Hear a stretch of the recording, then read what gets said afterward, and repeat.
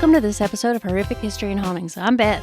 And I'm Ramy. We're your hosts, here to talk about the stories that the history books ignore. From horrific epidemics and ghostly hauntings to the catastrophes and tragic events that have sickened humanity. What are we talking about? I'm just going to mention this day in history. President Nixon announced the Vietnam War was ending in 1969, today. December 8th is today, by the way. And on December 8th, 2010, NASA's Kepler spacecraft found its first planet outside of our solar system. It was called the Kepler 22b. This discovery was a big deal because it helped scientists look for planets that might be suitable for life. The Goldilocks zone.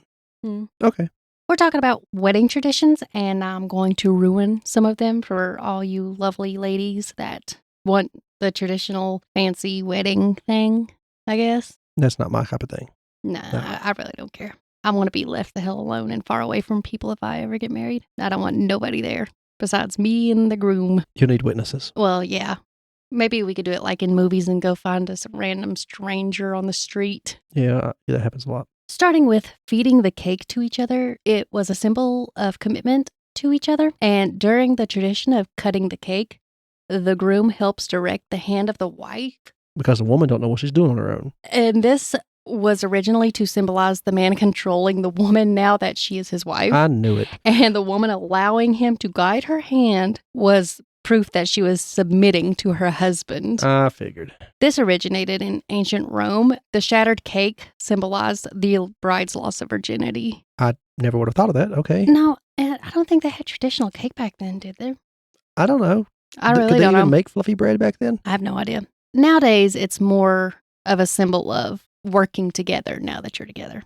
So It had to change with the times. yeah. This is a kind of a sexist thing in a lot of these. The women really get the shit end of the stick in a lot of them. It's like you've never taken a history class before, Beth. Well, yeah, I mean, but you always think, oh, it's the bride's day. It's technically both of your days, in my opinion, but It's her last free day. Yeah. With a little bit of subliminal. you would think that she would have a little bit of respect. Nope, guess not. In medieval England, the bride and the groom would kiss on top of a pile of buns. Some sources said the buns would be stacked as high as possible, and then the bride and groom would have to reach over the top to kiss. Where do they and- get that much bread? Well, I'll tell you the recipe here in a minute. And this was to demonstrate and ensure prosperity in years to come. Unmarried guests would take a piece and would tuck it under their pillow. And the recipe, The recipe. well, the recipe for this, what was called bride's pie, I believe, is sweetbreads, oysters, various spices, cock's combs, you know, the thing on a rooster, I know. and lamb testicles. No wonder nobody ate them. They're just things the butcher didn't want. Another version of this recipe, which I'm not sure if that one's true or not, was boiled cat's feet. I don't want to have a wedding at all. In ancient Rome, this was done to symbolize the male dominance and encourage fertility. I could understand that, I suppose. It also has a lot to do with Romans. A lot of these do. Always think about the Roman Empire. Around the mid-16th century was when the wedding cake, that was more of a cake because the last one was sweetbreads and More of a buns cookie. and things. Cat's feet. It's more of a pudding. Yeah. A casserole. Sugar became more affordable and plentiful in England, and the sugar actually symbolized the bride's virginity and purity, but it also was a signal to social status. Pure granulated sugar. Yeah. She's as pure as the sugar in my tea. I like sugar cubes. They're expensive. Yeah, they really yeah. are. And I don't know if I'm going to pronounce this right. I hope so. Uyghur culture in China. The grooms would shoot their future bride with a bow and arrow 3 times.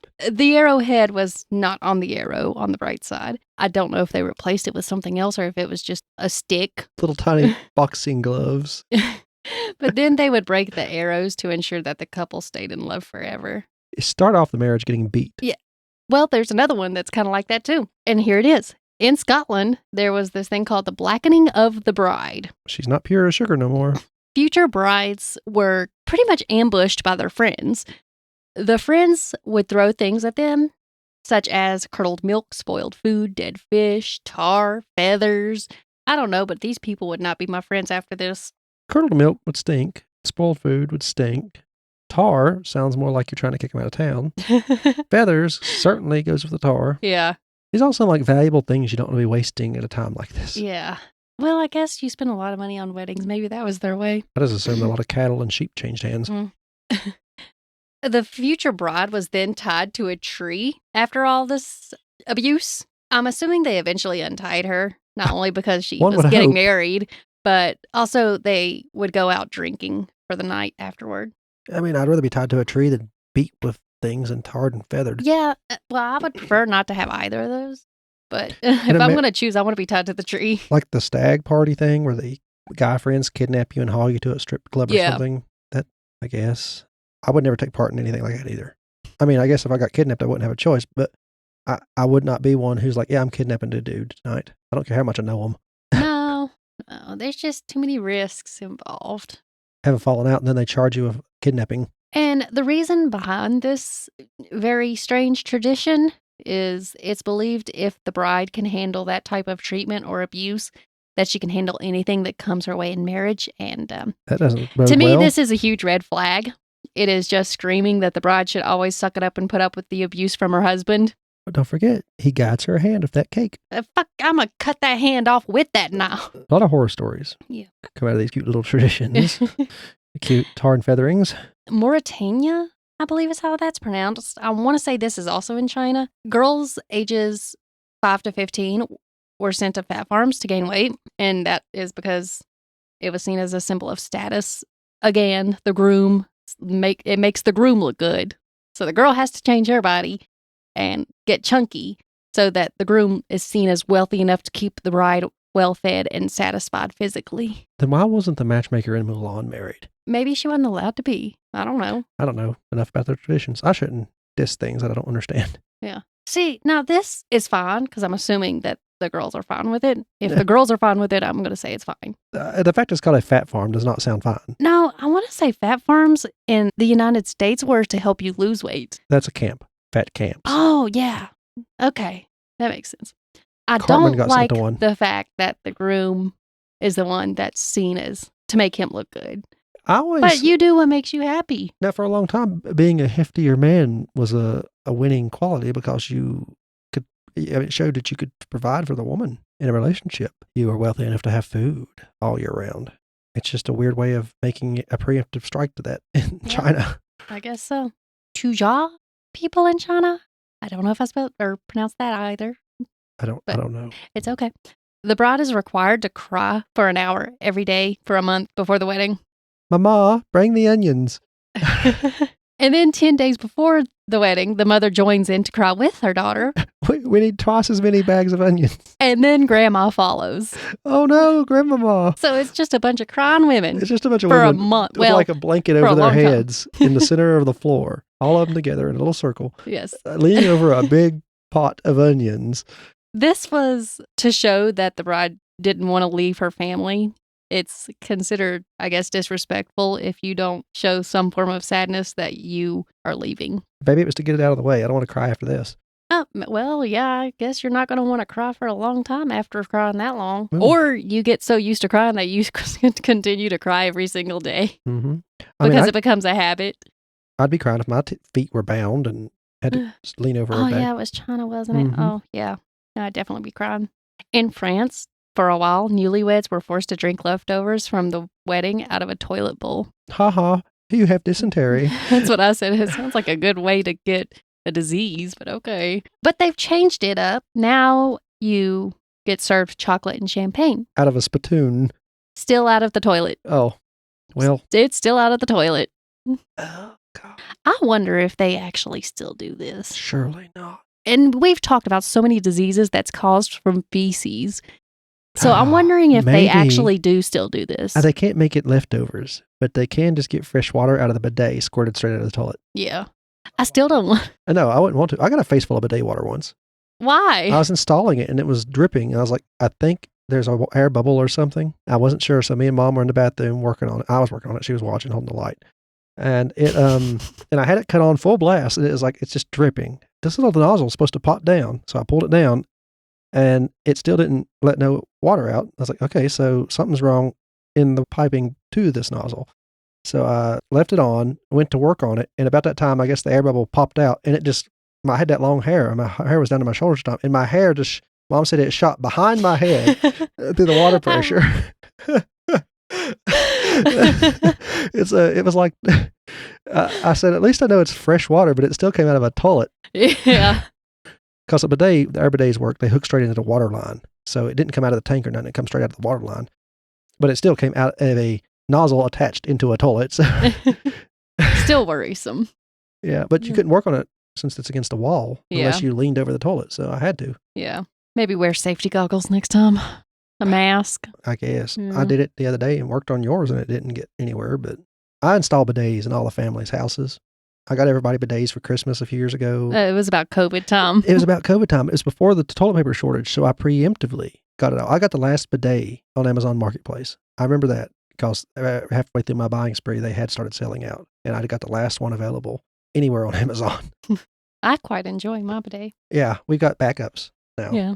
It is believed, the reason for doing this is believed that it gives the couple strength for their wedding night, but I feel like it's just going to give you an illness and not strength. A loss of appetite for a while? For sure. For me, anyway. The history of throwing the garter belt. In the old days, newlyweds were expected to be intimate right after the wedding, and family and friends would wait outside of the room to make sure that it happened. Yeah, it's the way to make sure the marriage went through. After the deed was done, the groom would give the bride's garter to the people waiting as proof. And in medieval times, people tried grabbing pieces of the bride's dress for good luck, and to avoid that bride. That's why they started tossing an easily reachable garter to the crowd. Just to avoid getting their dress ripped off of them. Yeah. The Game of Thrones got that part right. But now it's just meant to be a symbol of good luck and fertility to whoever catches it. Mm-hmm. There's also one where the man who catches the garter belt whoever caught the bouquet, they were supposed to do something. I don't remember what it was. I don't know. Probably not very pleasant. Engagement rings. Lovely. Mm-hmm.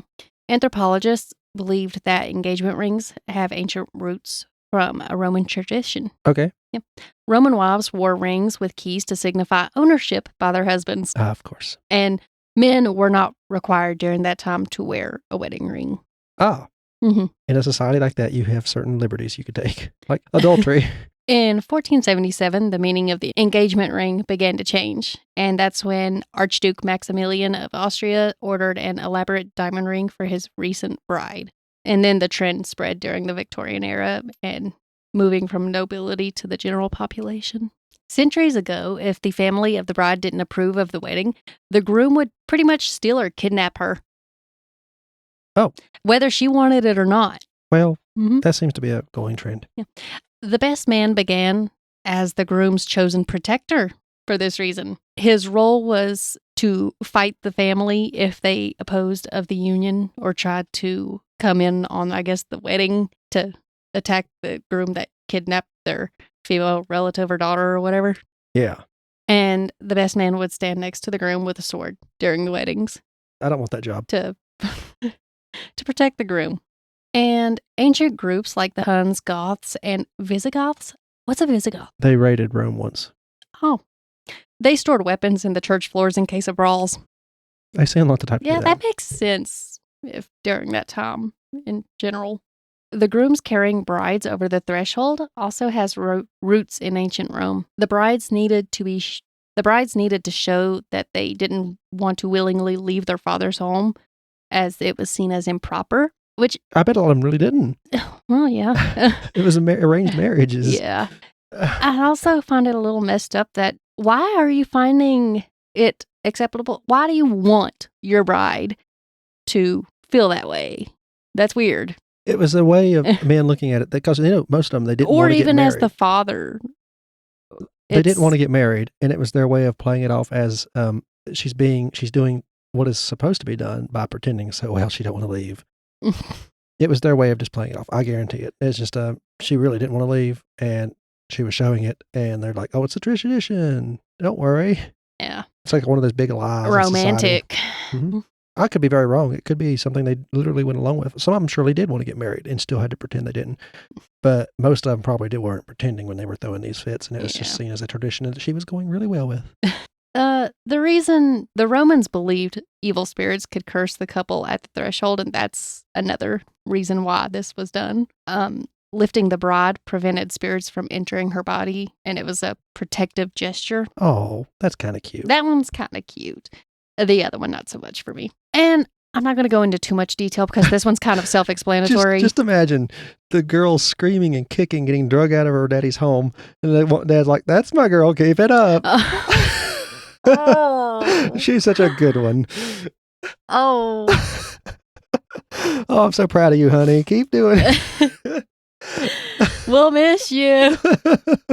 Just standing there waiting. Oh, this is terrible, but funny. Oh. Make daddy proud. Oh. As he goes back outside and hands the garter belt to him. Ew, it's so bad. It's also walks bad. over to his new flock of sheep he's counting. Oh, which leads me to my next topic. It's pretty much self-explanatory, the father giving away the bride.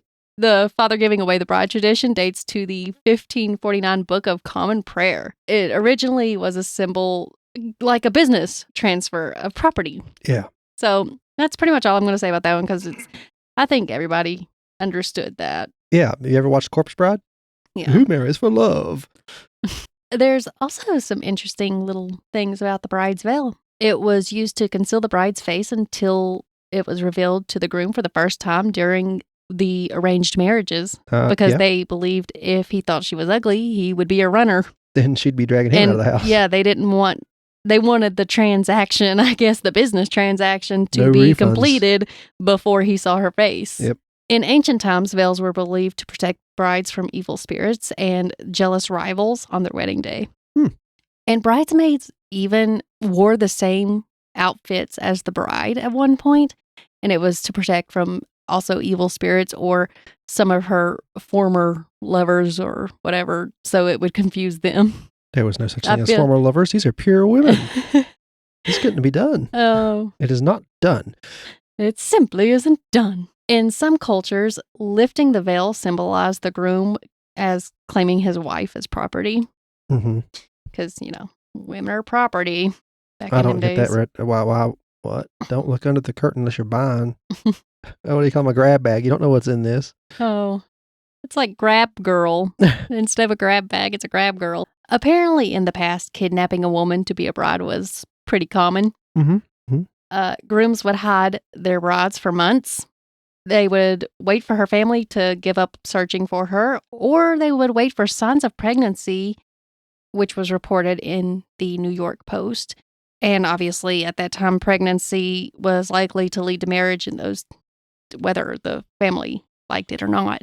The tradition of tying cans to the car that the bride and groom ride away in after the wedding was originally done to ward off evil spirits with all the noise. The bride's bouquet was believed to ward off evil spirits as well.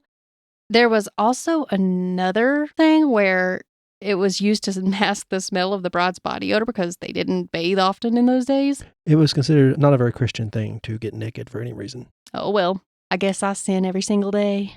Yeah. Because I take a lot of showers. Yeah, that's a pity. One source said that they would also put garlic in the bouquet. Anything better than BO. Yeah.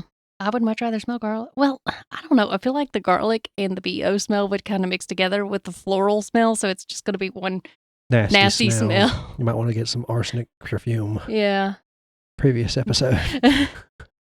Short episode, but we knew it was going to be that way, and that's all I have. And I hope I didn't ruin too many of your favorite wedding traditions. I meant to actually look up because it's a popular one that I've seen on TikTok, the cake smashing thing. I'm not sure what the original reason for that. Apparently, from what I've heard, it didn't start too far back. There's a saying, or it's rumored that if the groom smashes cake in the bride's face, they're more likely to get divorced. Oh. I think it's one of those things. You need to communicate to each other. If you're both okay with it, then sure, go for it. But if one is not okay with it, then don't. But that's all I have. I've learned a few things out of this one myself, and mostly disappointing things. Yeah. Thank you for listening. If you like what you heard here, we are part of the Gruesome Gaming Group, and we have two other podcasts to listen to. One is Brother Knows Quest, podcast where I tell my sister here about tabletop role-playing games. I cover a different one each week. We also have Leveling Duo. It's a podcast where me and my friend Dakota talk about video games, mostly ones we've played in the past and really enjoyed, or some of the newer ones that came out and we just really want to talk about. We also have our YouTube up. You can listen to us there or start watching us play. We'll stream games, put up the videos there. Sometimes we're starting to get into playing D&D kind of stuff, tabletop games. I'm starting off with D&D because it's what everybody understands. If you want to contact Beth also, you can find all these links in the description below. There'll be a Linktree link. It'll take you to all of our socials, an email you can reach out to Beth on, the Twitter, the TikToks, the YouTube, the main website for all of our podcasts. You can go there, get the RSS feed for whatever podcast you want to listen to and subscribe to it, or donate to each podcast if you want to. We'd appreciate that. We'd give you a shout out if you did. And you told us you wanted us to, of course. Just let us know what you think. Like, subscribe if you're on YouTube, share, the little bell icon. Thank you for listening. I've been Ramey. And I'm Beth. And this has been HH&H. Goodbye.